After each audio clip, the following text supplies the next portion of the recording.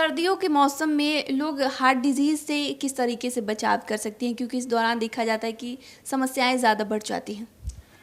सही बात है, हार्ट डिजीज़ की समस्याएं सर्दियों में बढ़ जाती है। एक्चुअली होता क्या है, टेम्परेचर कम होने से जो नलियां हैं, जो आर्टरीज हैं, उनमें सिकुड़न होता है। तो आर्टरीज के कंस्ट्रिक्शन या सिकुड़न की वजह से ब्लड प्रेशर बढ़ने का समस्या ज़्यादा होता है, या जिनको हार्ट की बीमारी है उनमें सिम्टम बढ़ जाते हैं। तो ऐसे समय में हम लोग बचाव के लिए बताते हैं, जैसे हम लोगों का सलाह क्या होता है कि हार्ट डिजीज़ से बचाव के लिए डेली सुबह आधा घंटा टहलें। लेकिन सर्दियों में इसका मतलब ये नहीं है कि एकदम ठंड में सवेरे उठ के टहलना शुरू करें। तो थोड़ा धूप का इंतज़ार करें, हल्का धूप आ जाए तभी टहलना बेहतर रहता है। इसके अलावा जिसको ब्लड प्रेशर पहले से है, सर्दियों में क्या होता है, आर्टरीज के कंस्ट्रिक्शन की वजह से ब्लड प्रेशर बहुत ज़्यादा बढ़ने का संभावना रहता है।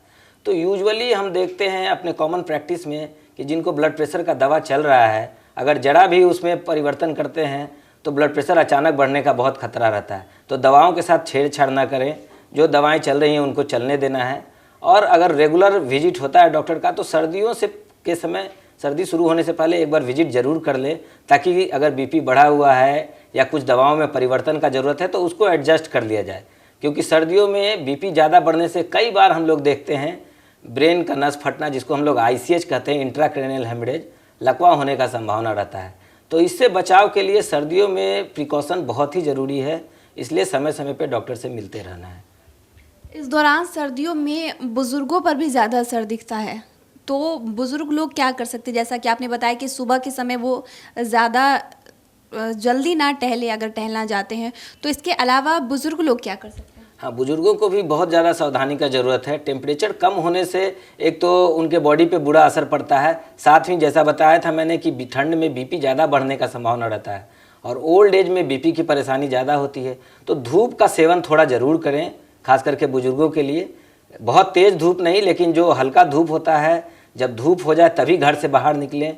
बिना धूप के ठंड में टहलना नहीं करें, जैसे कि यूजुअली हम लोग क्या बोलते हैं, टहलिए, तेज़ी से टहलिए सुबह में। लेकिन बुजुर्गों में ये सलाह ठंड के समय तो बिल्कुल भी नहीं रहता है। जब तक धूप ना निकले, घर से बाहर ना निकलें, ठंड से अपना प्रॉपर बचाव करें। और दूसरा, आग सेकने वाला जो इशू है वो बहुत बड़ा इशू है। क्या होता है, डायबिटीज़ के पेशेंट जो होते हैं उनको पता ही नहीं चलता है पैरों में या हाथ में कि टेम्परेचर कितना है। तो आग सेकते समय कई बार हाथ पैर जल जाता है उनका, और उनको पता नहीं चलता, लेट से पता चलता है। तो ये सब प्रिकॉशन लेना है। हमेशा सॉक्स पहने, मोजा ज़रूर पहने, खास करके डायबिटीज़ के जो पेशेंट हैं, क्योंकि पैर में चोट लगता है, पैर में जख्म हो जाता है, उसको हम लोग डायबिटिक फुट कहते हैं, और वो सब समस्या बढ़ते जाता है, उसकी वजह से इन्फेक्शन होने का डर रहता है। तो बुजुर्गों में प्रिकॉशन बहुत ज़रूरी है। पैर में मोजा, हाथ में दस्ताना, ये सब ज़रूरी है, खास करके उनके लिए जिनको डायबिटीज़ है।